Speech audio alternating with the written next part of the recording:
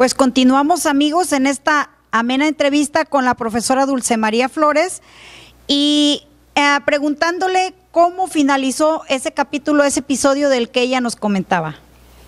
Bueno, pues con la participación de mis compañeras logramos darle la vuelta al resultado, logré ganar esa presidencia y de ahí nos duramos un año como presidenta estudiantil y ayudando a mis compañeras a que pues también ellas tuvieran esas oportunidades y se dieran ese valor de ir y luchar por lo que necesitaban. Y bueno, mi experiencia ya como maestra dentro del ejercicio de docente, educadora en jardines de niños, pues nos tocaba irnos a nosotros a ranchos. En ese entonces todavía se usaba que los maestros pudieran obtener una plaza cuando tú te recibías.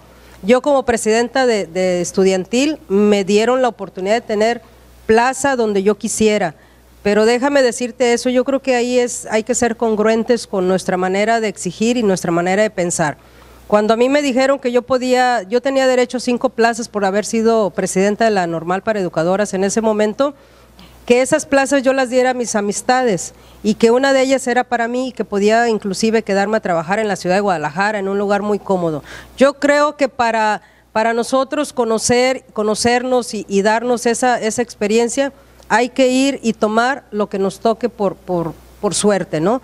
Yo rechacé esas 5 plazas porque si yo tenía 800 compañeras, si yo tenía unas egresadas que eran un promedio de 100 compañeras, ¿cómo iba yo a dividir esas 5? Entonces, lo más justo que me pareció es si había alguien con una discapacidad o con alguna necesidad especial, por supuesto que ahí fue dada esa plaza. Más sin embargo, no por amiguismo. Yo me fui a donde me tocó por suerte, yo entré en la misma rifa que todas las demás y me tocó ir a trabajar a Ciudad Guzmán, pero de Ciudad Guzmán 1 hora y media más arriba a un pueblo. Y bueno, pues ahí también nos dimos cuenta en ese primer año que había mucha inseguridad para la maestra mujer que iba a trabajar a esas rancherías. Déjame decirte, hubo un caso de violación a una compañera en el camino porque eran brechas que tenía uno que trasladarse del pueblo donde estaba la escuela hacia pie de carretera donde podía uno tomar el camión. Yo tenía un camino de 3 horas para bajar al primer pueblo, al siguiente pueblo después de mi área de trabajo, donde llevaba una vara afilada porque había tigre por ahí y bueno, todas esas situaciones, la gente, los padres de familia muchas veces creen que es muy sencillo ganarnos nuestro sueldo, mas sin embargo yo creo que las mujeres corremos mucho más riesgo y más en aquel entonces. Qué delicado, qué interesante y qué delicado lo que tú nos estás comentando, porque yo nunca me imaginé, después de conocerte tanto tiempo, que tú hubieras pasado por todo eso y que hubieras sido tan valiente y que hayas tomado esos retos, porque cuando alguien tiene una profesión y es por convicción, de verdad es que vive ese proceso que tú viviste. Pero lo que más me impresiona es lo que vivió tu compañera, no enfocándonos en eso, pero sí en las vivencias que tú hayas tenido en tu género como mujer, la diferencia que hubo y lo que tú tuviste que pasar. A mí me interesa saber cómo fue que tú libraste todas esas batallas. Sí, claro, mira, primero hay que relacionarte muy bien con la gente del pueblo. Hay que demostrarle que tú vas a hacer tu trabajo, hay que demostrarle que a ti no te importa sentarte a comer un taco de frijoles de los que ellos preparan en sus pobres casas, en esas rancherías, y después de ahí yo creo que tienes la confianza de la gente para que también te cuide. Mas sin embargo, sí te puedo decir que la gente, los hombres, pues había el machismo, ¿no? Entonces, yo te puedo platicar una de tantas, si tú te venías de raite con el señor de la casa, al rato ya te juzgaban de que podías andar en una mala acción con esa persona, ¿no? Entonces, todo eso tenemos que evitar en el trabajo, en esos poblados o en esas rancherías, porque el machismo es muy fuerte y la mujer defiende mucho a su hombre, ¿no? Mas, sin embargo, yo creo que tenemos que también hacer esa labor y decirle, señora, no se preocupe, venimos a trabajar. Claro que en todos los ámbitos, en todas las profesiones, sí existen personas que se involucran en esas situaciones, pero la mujer debemos de dignificarnos y debemos de ir y trabajar y dar un servicio para que pues también crezcamos como maestras o en la profesión que tengamos, pero ayudar también a las familias. Eso no quiere decir que todas sean igual, ¿verdad? Por supuesto que no. Claro que no, y eso no es justo que generalicen, ¿verdad, Por eso maestra? debemos de dignificarnos, de que no todas estamos, ni todas tenemos, es cierto, la capacidad, pero hay que ayudarnos a tener esa capacidad. Ni todas caminamos mal, pero hay que ayudarnos a dignificarnos para decirles, de todas las mujeres que estamos en este mundo, son contadas las que por ahí pues toman caminos diferentes. El camino angosto y el ancho, ¿verdad? El camino angosto y el ancho ahí está, y el camino claro y con luz también ahí están. Pero gracias a esas bases y a esas trayectorias, a esos fundamentos que tú sola te planteaste de ser leal, de ser honesta, de ser firme en tus convicciones, en tus ideales, gracias a eso tu vida ha sido como es y has tenido los logros que tú has podido tener el día de hoy. Es interesante conocer esta trayectoria porque podemos ver a una profesora exitosa, pero también tenemos que conocer sus orígenes, todo lo que tuvo que pasar para llegar a ser lo que hoy es la profesora Dulce María Flores. Así es, y con el favor de mis padres, digo, en las situaciones que se vivían en Puerto Vallarta no era fácil, fuimos 7 de familia. Todos nos fuimos los 4 hombres se fueron a estudiar carreras profesionales a la ciudad de Guadalajara, y su servidora también, me fui a estudiar la carrera a Guadalajara después de la secundaria.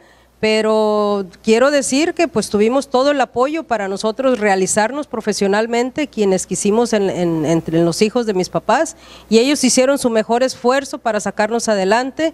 Yo me siento muy orgullosa de mi padre, de mi madre.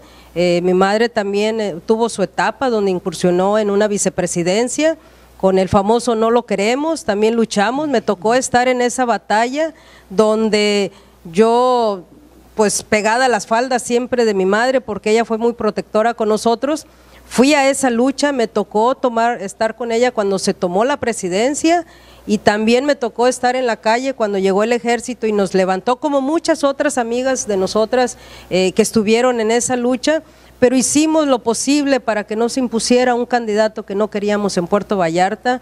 Debo decirlo, pues a final de cuentas también hizo bien su trabajo ya cuando fue presidente, pero también el detalle es que no podemos permitir los ciudadanos que nos impongan un candidato que no queremos.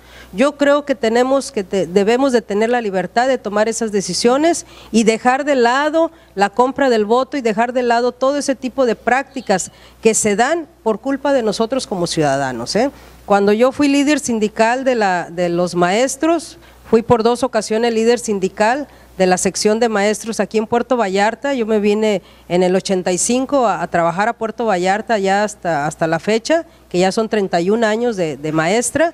Y bueno, a mí me dieron unas carpetas para ir con los maestros y decirles, dame tu IFE y vas a votar en aquel entonces por Salinas de Gortari. ¿Qué hice yo cuando analicé ya los documentos? Lo único que hice fue decirle, profesor, yo no me presto a este tipo de prácticas. Mi sección sindical, ninguna de las muchachas va a firmar y a entregar su credencial para votar. En aquel entonces nos pedían ya la credencial para votar, anotar sus nombres, sacarle copia y entregarles todo ese legajo de esos documentos, porque todo el magisterio votaba por el PRI. Yo creo que ahí también puse fin a eso, y a partir de ahí quiero decirte que jamás nos volvieron a dar una consigna de ese tipo. Se las estarán dando y a convencer en lo corto, pero no así planchadito para llevárselo a la ciudad de Guadalajara y entregar ese padrón.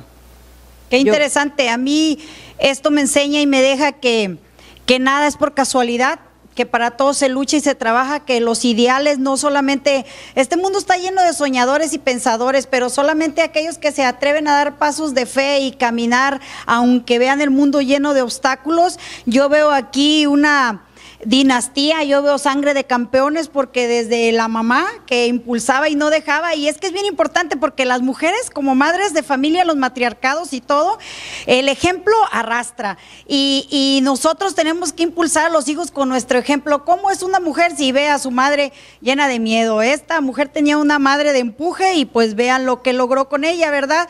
Lo que me enseña y lo que me deja es que no entiendo por qué el día de hoy, con tantas cosas que nos suceden, suceden y nos indignan y nos enojan, pero no hacemos nada por cambiar la realidad y el destino de nuestro puerto. Solamente tomando acciones como las que ella en su momento tomó, porque las personas que están en un liderazgo son las personas ideales para arrastrar a los demás y llevarlos a un buen fin. No se vaya, vamos por un cafecito.